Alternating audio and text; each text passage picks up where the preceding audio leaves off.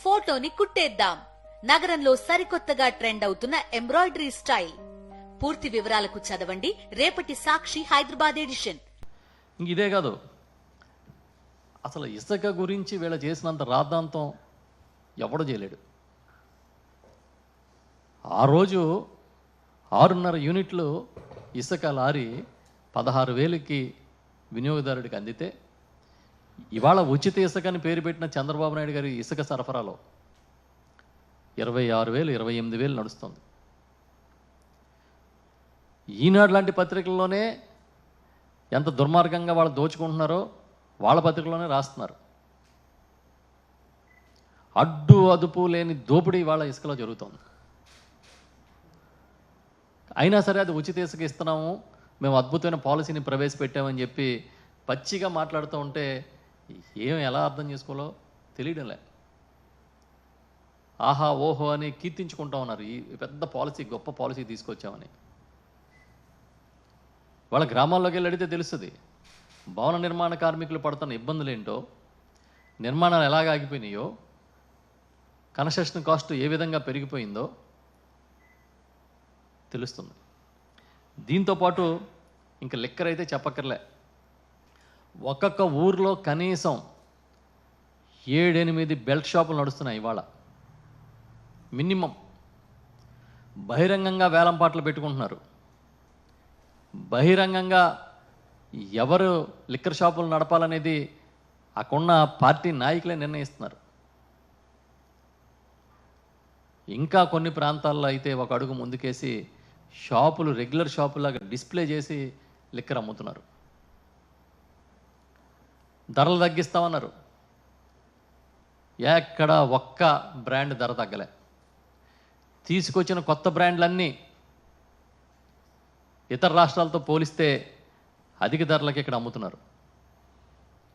ఇంకా లిక్కర్ షాపులు తెరిచే వేళలో మూసే వేళని ఏం లేదు, 24 గంటలు అందుబాటులో ఉండే పరిస్థితి ఇవాళ రాష్ట్రంలో కనబడుతుంది. అట్రా ఫ్లాప్ అయిపోయింది వాళ్ళ హామీ అనేది. ఇవాళ ఎవరైతే పాపం ఆ మద్యం ప్రియులు ఉంటారో వాళ్ళకి అర్థమైంది. ఇటు లిక్కరు, ఇటు శాండ్, మొత్తం దొరికిన దగ్గర దొరికినట్టుగా దోచుకునే కార్యక్రమంలోనే నిమగ్నం అయిపోయి ఉన్నారు. అంతకుముందు ఏం చెప్పారు? జగన్మోహన్ రెడ్డి గారు అధికారంలోకి వచ్చాక నిత్యావసర వస్తువుల ధరలు పెరిగిపోతున్నాయని చెప్పి పెద్ద ప్రచారం చేసేవాడు చంద్రబాబు నాయుడు గారు. ఇవాళ ఉల్లిపాయల దగ్గర నుంచి వంట నూనెల దాకా ధరలన్నీ అడ్డగోలుగా పెరిగిపోయి 30% మినిమం నుంచి 70%, 80% దాకా ధరలు పెరిగిపోయినాయి. సామాన్యుడు ఎవడు కొనలేడు, తినలేడని పరిస్థితి కనబడుతుంది. ఇది కూడా పాపం చంద్రబాబు నాయుడు గారి సర్కారు విజయమే అని అనుకుంటున్నాం మేము. ఎందుకంటే ఏది జరిగినా వాళ్ళ ఖాతాలోనే వేసుకుంటారు కాబట్టి ఈ ధరల పెరుగుదల ఖచ్చితంగా వాళ్ళ ఖాతాలోనే వేసి తీరాలని మేము భావిస్తున్నాం. ఇదే కాదు, పన్నులు ఏ విధంగా పెంచుకుంటూ వెళ్తున్నారో చూసాం. రూరల్ రోడ్స్ అంట, గ్రామీణ రోడ్లకి టోల్ ట్యాక్స్ వసూలు చేస్తామని చెప్పి అసెంబ్లీలోనే ఎమ్మెల్యేలతో చేతులు ఎత్తించి మరీ చంద్రబాబు నాయుడు గారు ఒప్పిస్తూ ఒక మాట అన్నాడు, నేను చూశాను. మా దగ్గర ఏమీ మంత్రదండం లేదు, తెలివితేటలతోనే పరిపాలించాలని చెప్పి. అంటే ట్యాక్స్లు వసూలు చేయడం, ట్యాక్స్లు పెంచడమా సంపద సృష్టి అంటే? లేకపోతే గుంతలు పోడ్చలేని కూడా తేల్చి చెప్పేశాడు ఆయన, క్లియర్గా చెప్పాడు ఆయన. ఈ విధంగా మీరందరూ అంగీకరించి ఆ ట్యాక్స్ అంటూ వేయకపోతే, టోల్ ట్యాక్స్ వేయకపోతే రోడ్లు గుంతలు గింతలు మర్చిపోండా, ఏం పోడ్చలేము, రోడ్లు బాగు చేయలేమని కూడా చెప్పాడు ఆయన. వాళ్ళు అధికారంలోకి వచ్చినప్పుడు ఇచ్చిన హామీ ఏంటి, నినాదం ఏంటి? బాబు షూరిటీ, భవిష్యత్తు గ్యారంటీ, అంతే కదా. ఇప్పుడు బాబు షూరిటీ, బాధుడు గ్యారంటీ. ఏ రంగం తీసుకోండి, ఏ విభాగం తీసుకోండి, ఎవరి మీదైనా సరే బాధుడు గ్యారంటీ. అసలు ఎలా చెప్పి అబద్ధాలు వచ్చారని అంటే, అసలు అబద్ధాలని ఎలా ఎదుర్కోవాలో కూడా తెలియని విధంగా ఎదటి వర్గాలని అయోమయంలో పడేసే స్థాయికి పచ్చి అబద్ధాలు మాట్లాడారు. వాళ్ళు మేము చెప్తా ఉన్నాం, ఇటు అప్పుల మీద కానీ, ఇటు ల్యాండ్ దగ్గర నుంచి, శాండ్ దగ్గర నుంచి, అన్నిటి మీద. నిన్ననే నేను చూసా, ఈనాడులో ఇవాళ ఒకటి వచ్చింది. చంద్రబాబు నాయుడు గారు నిన్న అసెంబ్లీలో మాట్లాడిన వారి విజయాల జాబితా ఒకటి రాశారు.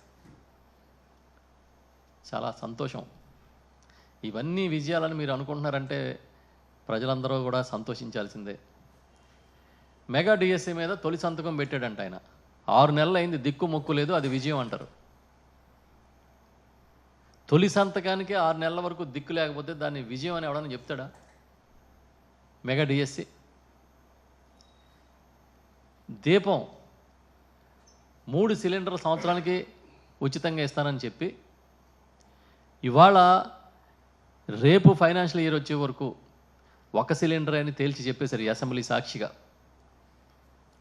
మామూలుగా పోనీ 1 సిలిండర్ అయినా సరే 1,55,000 1,55,00,000 కనెక్షన్లు ఉన్నాయి, ఎల్పిజి కనెక్షన్లు మన రాష్ట్రంలో. ఈ కనెక్షన్లో 1 సిలిండర్ ఇవ్వడానికి ఉచితంగా 1,450 కోట్లు కావాలి. కానీ ఎంత కేటాయించారు మీరు? 800 కోట్లు చిల్లర. మరి మిగతా ఈ 600 కోట్ల రూపాయలు ఎవడిస్తాడు? అంటే మీ లెక్క ప్రకారమే పూర్తిగా మేము ఇవ్వలేము అని తేల్చారు. రెండోది, 3 సిలిండర్లు ఇవ్వాలంటే 4,200 కోట్లు కదా కావాలి. ఇక 3 సిలిండర్లని ఊసే లేదనే విషయాన్ని కూడా అసెంబ్లీ సాక్షిగా తేల్చి చెప్పేసి, మేము ఉచిత గ్యాస్ ఇస్తున్నాము, అద్భుతం, అమోఘం అని మీకు మీరే జబ్బలు జరుచుకుంటే ఎలా? చాలా క్లియర్గా కౌన్సిల్లో సంబంధిత మంత్రి గారే చెప్పారు, రేపు నెక్స్ట్ ఫైనాన్షియల్ ఇయర్ వరకు 1 సిలిండర్ ఇస్తామని. అది కూడా విజయం కిందే లెక్క.